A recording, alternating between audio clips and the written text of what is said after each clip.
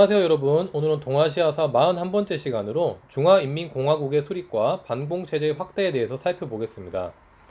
우리는 지난번까지 일본이 2차 세계대전에서 패망하는 과정에 대해서 공부했습니다.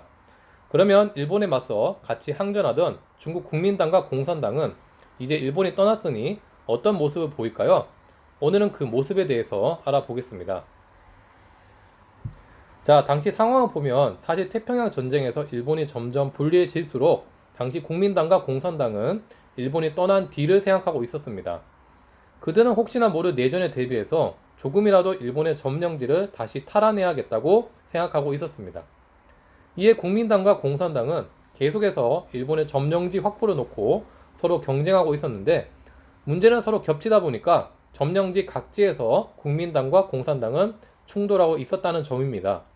사실 이런 점에서는 이미 국공합작은 결렬되고 있었습니다. 일본이 항복을 선언하고 국민당과 공산당은 중국 각지에서 더욱 대립하게 되었습니다. 당시 중국 국민당 중심의 신질서와 동아시아의 평화를 꿈꾸고 있었던 미국은 이런 상황이 달가울 리가 없었습니다. 이에 미국의 중재로 두 세력은 쌍식 협정을 맺어 잠시 대립을 멈추기도 합니다. 이때 처음으로 장제스와 모택동이 회담을 통해 직접 만나기도 했는데요. 하지만 이런 평화 분위기도 오래가지 않았습니다. 특히 협정 후에 공산당은 중국 인구의 절대 다수를 차지하던 노동자와 농민을 끌어들여서 세력을 계속해서 확장해 나갔고, 국민당은 큰 불안감을 느끼게 됩니다.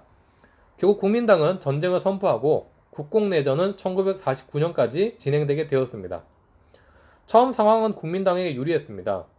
미국의 지원을 받고 무기와 병력, 모든 것에서 우세를 보인 국민당은 공산당을 밀어붙이게 되는데, 당시 공산당은 또다시 예전처럼 전면전에 맞서기보다는 장기전 계획을 세우고 싸움을 전개해 나갔습니다.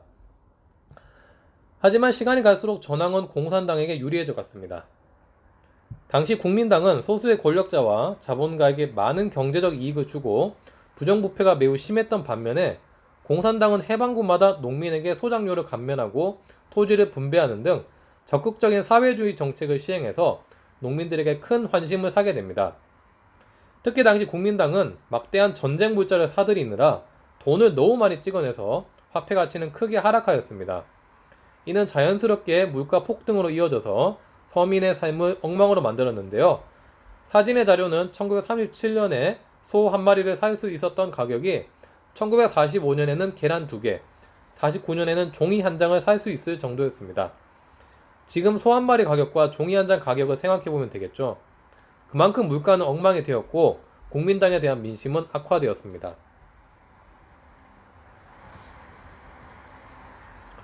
공산당은 이런 유리한 상황을 이용해서 49년에는 국민당의 수도인 남경을 결국 함락시키게 됩니다.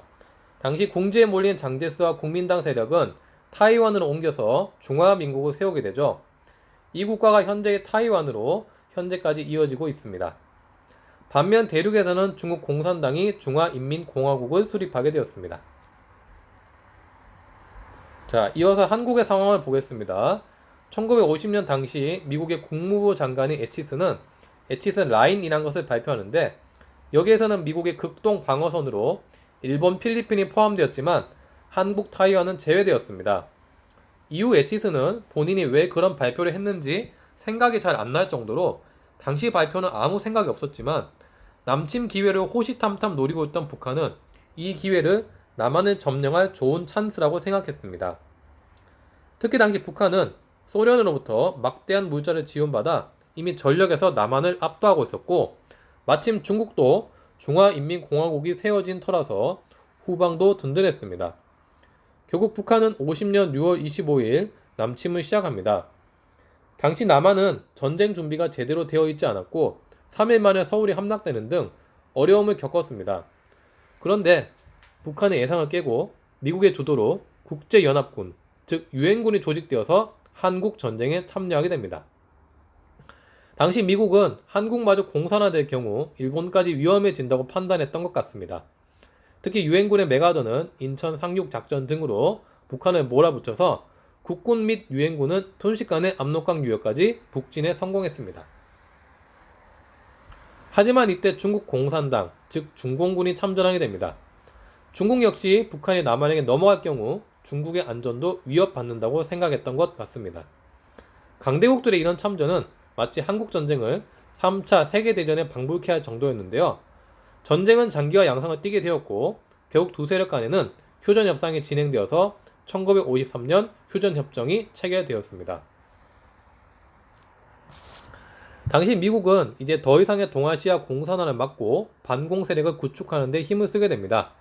이에 미국의 중재하에 일본 타이완이 일화 평화조약을 1952년에 맺었고 한미 상호 방위 조약을 1953년에 체결해서 한국은 미국의 군사 지원을 받을 수 있게 되었습니다. 또한 1965년에는 양국 국민의 반대를 무릅쓰고 한일 기본조약이 체결되어 미국, 한국, 일본, 타이완은 반공 동맹 체제를 구축하게 되었습니다. 네, 오늘은 이렇게 중화인민공화국 수립과 반공 체제 확대에 대해서 살펴보았는데요. 이 동아시아의 현대사 부분도 시험에 자주 출제되고 절대 소홀히 할 수 없는 부분입니다. 여러분도 이런 점을 유념하셔서 꼼꼼히 공부해 주시길 부탁드리고요.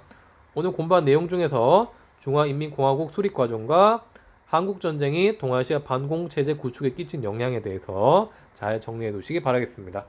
다음 시간에 뵙도록 하겠습니다. 수고하셨습니다.